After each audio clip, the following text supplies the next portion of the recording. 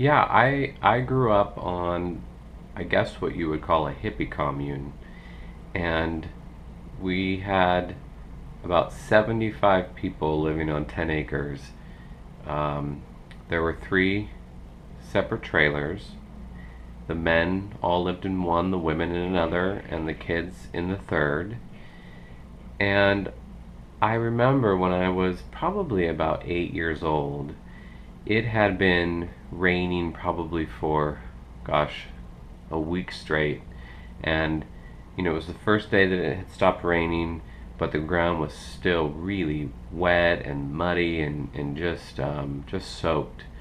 And, the trailers, they were all on these big blocks, these kind of cinder blocks, about probably about 4 foot high. And I guess that ground just got real soft, and one of the trailers, it's just, one end I think probably was heavier. Maybe everybody was on at that end of the trailer, and it just kind of started to sink on that one end, and it, got off balance, and it, started to slide off those blocks, and you know, I I don't know why, but they had built or set that trailer up right on the edge of a big hill, and I I can remember that trailer just came off those blocks, and it just slid down that hill like a sled, and just was picking up speed, and you could hear the trailer just coming apart, and the kids were screaming that were in there. That was the trailer with the kids, and you could hear them screaming, and it was they were triple wides, and I remember they all kind of broke apart, and then there was three of them just all going down this hill, and